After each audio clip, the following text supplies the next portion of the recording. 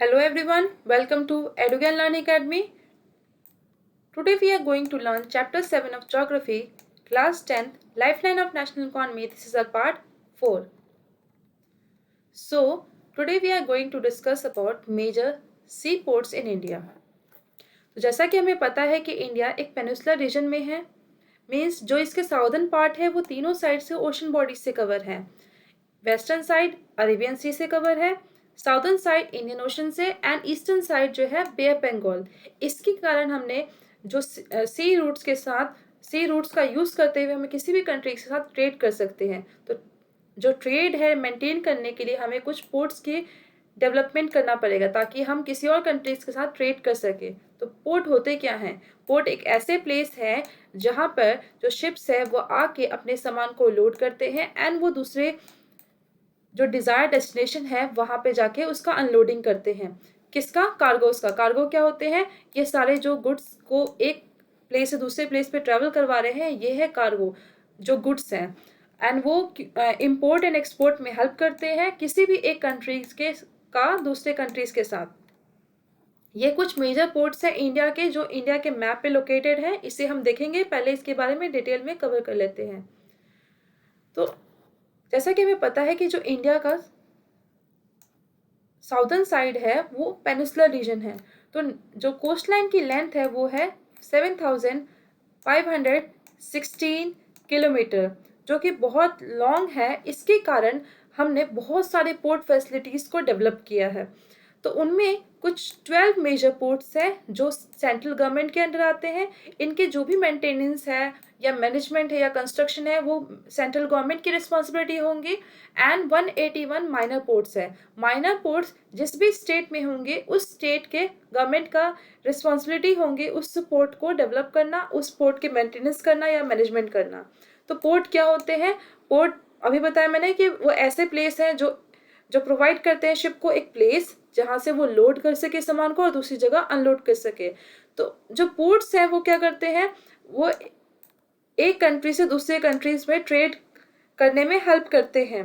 तो जो हमारे इंडिया में 90% जो ट्रेड है वो इन पोर्ट फैसिलिटीज़ की वजह से हो सका है, क्योंकि जो हमारा ट्रेड है अगर हम सी रूट से करते हैं तो सी रूट का बेनिफिट क्या है कि यहाँ पे पोल्यूशन भी कम होता है। एंड सेकेंडली ये बहुत cheapest mode of transportation in comparison to roadways and airways. तो जो हमारा सबसे पहला पोर्ट है वो है कांडला पोर्ट। कांडला पोर्ट जो है वो गुजरात रीजन में है। ये रहा हमारा कांडला पोर्ट, ये गुजरात रीजन में है, गल्फ ऑफ कच्छ के पास। तो कांडला पोर्ट क्यों डेवलप किया गया? क्योंकि इंडिपेंडेंस, जब हमारे कंट्री इंडिपेंडेंट हुई, मतलब इंडिया एंड पाकिस्तान का पार्टीशन हुआ, तब उस समय जो हमारे ट्रेड है वो कराची पोर्ट से होता था।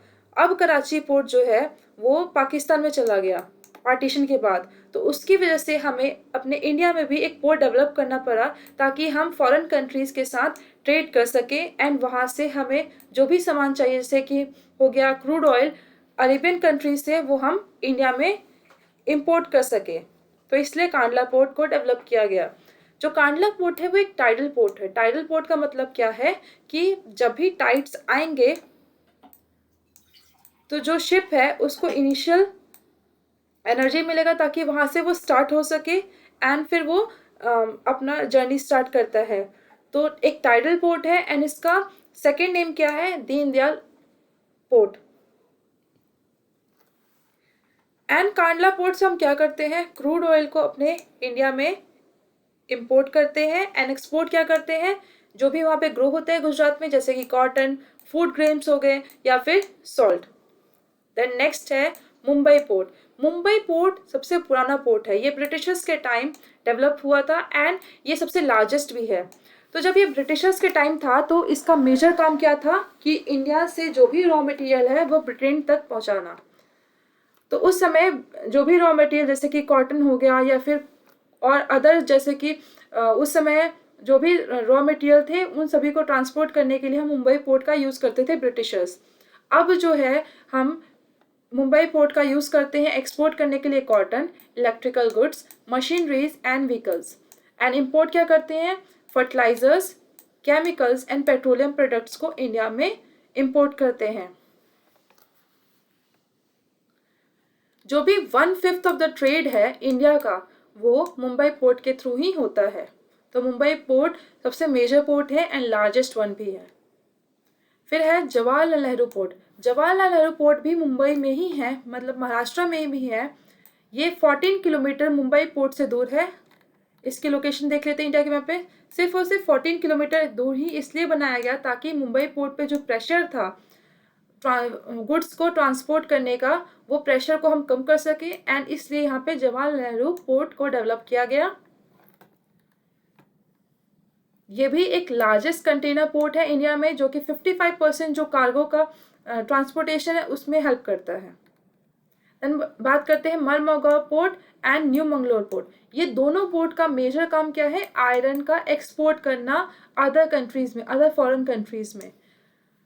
जो मरमुगांव पोर्ट है ये लीडिंग आयरन को एक्सपोर्ट करते हैं एंड ये लोकेटेड कहाँ पे है? गोवा में। न्यू मंगलोर पोर्ट कर्नाटका में लोकेटेड है एंड कर्नाटका में जैसे कि हमें पता है बहुत सारे आयरन ओर माइंस है, जैसे कि कुंद्रमुख से जो भी आयरन ओर होते हैं उन्हें जापान तक पहुंचाने के लिए हम इस पोर्ट का यूज करते हैं। देन आते हैं कोची पोर्ट। कोची पोर्ट जो है वो केरला में सिचुएटेड है। तो केरला में जो भी स्पाइसेस है या कॉफ़ी है, टी है, इन सभी का जो इन सभी को एक्सपोर्ट करने के काम आता है किस? कोची पोर्ट। एंड इंपोर्ट क्या करते हैं? Mineral oil and chemical fertiliser from the foreign countries. तो जो भी हमारे वेस्टर्न साइड पे जो भी पोर्ट है वो है नेचुरल पोर्ट, एंड जो ईस्टर्न साइड पे पोर्ट होते हैं वो है artificial port, means man made port. तो ये पॉइंट तो याद रखना है कि जो भी वेस्टर्न साइड पे पोर्ट है वो सारे नेचुरल पोर्ट है एंड जो भी ईस्टर्न साइड पे पोर्ट है वो सभी के सभी आर्टिफिशियल पोर्ट है, मीन्स मैन मेड पोर्ट है। तो सबसे पहले हमारा जो पोर्ट है वो है टूटिकोरिन पोर्ट, जो कि तमिलनाडु में है। एक artificial deep sea harbour. Harbour क्या होता है? Harbour is a place, means जहाँ पे हम शिप्स का पार्किंग करते हैं। तो टूटिकोरिन पोर्ट जो है तमिलनाडु में है एंड एक आर्टिफिशियल पोर्ट है because it was developed by human beings. And ये क्यों बनाया गया? ताकि हम चेन्नई पोर्ट पे जितना भी प्रेशर है उनको कम कर सके, इसलिए टूटिकोरिन पोर्ट का डेवलपमेंट किया गया। एंड यहाँ पे जो भी कोल या सॉल्ट या एडिबल ऑयल है इन सब का जो भी है इम्पोर्ट एंड एक्सपोर्ट करते हैं। देन आते हैं चेन्नई पोर्ट। चेन्नई पोर्ट जो है वो तमिलनाडु में है एंड ये एक ओल्डेस्ट पोर्ट है ईस्टर्न कोस्ट का, क्योंकि ये ब्रिटिशर्स के टाइम डेवलप किया गया था एंड ये आर्टिफिशियल पोर्ट भी है। The next one is Visakhapatnam, Andhra Pradesh में है। विशाखापट्टनम पोर्ट जो है वो डीपेस्ट पोर्ट है इंडिया में एंड इसका मेजर काम क्या है? आयरन ओर का एक्सपोर्ट करना फॉरेन कंट्रीज में, जैसे जापान हो गया and other countries also. And import क्या करते हैं हम इस पोर्ट से? Mineral oil, coal and industrial products. Then आते हैं पारादीप पोर्ट। जो पारादीप पोर्ट है वो उड़ीसा में सिचुएटेड है एंड ये महानदी कोस्ट के पास सिचुएटेड है एंड इससे हम एक्सपोर्ट करते हैं iron and aluminium to Japan and जो भी साउथ ईस्टर्न कंट्रीज है जैसे चाइना हो गया, ये सब बाकी सारे कंट्रीज में हम एक्सपोर्ट करते हैं आयरन ओर को। देन आते हैं हल्दिया पोर्ट। हल्दिया पोर्ट जो है वो वेस्ट बंगाल में है एंड ये मीटिंग पॉइंट किसके प्लेस बनाया गया है? हल्दिया एंड हुगली रिवर के पास। ये एक जो पोर्ट है वो ये किस लिए पोर्ट कंस्ट्रक्ट किया गया था? ताकि हम कोलकाता पोर्ट से प्रेशर को कम कर सके। तो जो कोलकाता पोर्ट है वेस्ट बंगाल में, वो प्राइम मिनिस्टर ने इसका नाम जो है चेंज करके इसका नाम क्या रखा? Doctor Shyam Prasad Mukherjee port.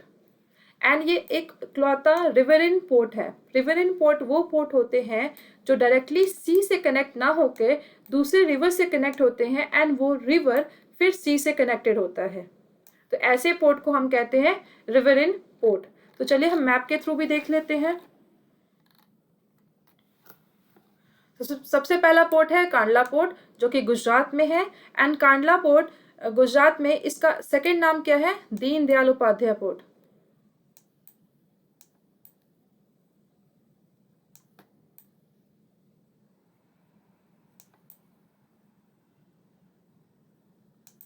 ये एक टाइडल पोर्ट है एंड इससे हम क्या करते हैं, क्रूड ऑयल इंपोर्ट करते हैं एंड एक्सपोर्ट क्या करते हैं, फ्रूट ग्रेन्स या सॉल्ट। देन आते हैं मुंबई पोर्ट, जो कि सबसे लार्जेस्ट पोर्ट है एंड महाराष्ट्र रीजन में है, एंड इसे ब्रिटिशर्स ने बनाया था ताकि वो रॉ मटेरियल को ब्रिटेन में ट्रांसपोर्ट कर सके। देन आते हैं जवाहरलाल नेहरू पोर्ट, जो कि महाराष्ट्र में भी है, महाराष्ट्र में ही है, और जो कि 14 किलोमीटर डिस्टेंस पे मुंबई पोर्ट से बनाया गया ताकि हम मुंबई पोर्ट पे जितना भी प्रेशर है उनको कम कर सके। देन है मरमगुआ पोर्ट, जो कि गोवा में है, इससे हम आयरन ओर का एक्सपोर्ट करते हैं। एंड मैंगलोर पोर्ट का भी डेवलपमेंट इसलिए किया गया ताकि हम जो आयरन ओर को एक्सपोर्ट कर सके फॉरेन कंट्रीज में, क्योंकि यहाँ पे कुंद्रेमुख माइंस है जहाँ से आयरन ओर को हम लेते हैं एंड फिर उसे ट्रांसपोर्ट करते हैं अदर कंट्रीज में। देन कोची पोर्ट, जो कि केरला में है, एंड केरला में हम क्या करते हैं, टी कॉफ़ी को ट्रांसपोर्ट करते हैं अदर कंट्रीज में। देन टूटीकोरिन कार्गो जो है सबसे लार्जेस्ट कार्गो यहीं से ट्रांसपोर्ट होता है अदर कंट्रीज में। देन चेन्नई पोर्ट, टूटीकोरिन को पोर्ट को इसलिए डेवलप किया ताकि चेन्नई पोर्ट से प्रेशर को कम कर सके। ये पोर्ट जो है ब्रिटिशर्स के टाइम बनाया गया था। एंड विशाखापट्टनम पोर्ट से भी हम जो भी आयरन ओर है उसे ट्रांसपोर्ट करते हैं फॉरेन कंट्रीज में, जैसे जापान, साउथ एशियन कंट्रीज। फिर है पारादीप पोर्ट, जो कि उड़ीसा में है, एंड उड़ीसा में यहाँ पे भी आयरन ओर का एक्सपोर्ट करने का यूज़ करते हैं। देन हल्दिया पोर्ट जो है वो कोलकाता में है, एंड हल्दिया पोर्ट जो कोलकाता में हुगली रिवर के पास बनाया गया है, यहाँ से भी हम ट्रांसपोर्टेशन कर सकें और अदर कंट्रीज में। तो ये है मेजर सी पोर्ट्स जो कि याद रखनी है आपको।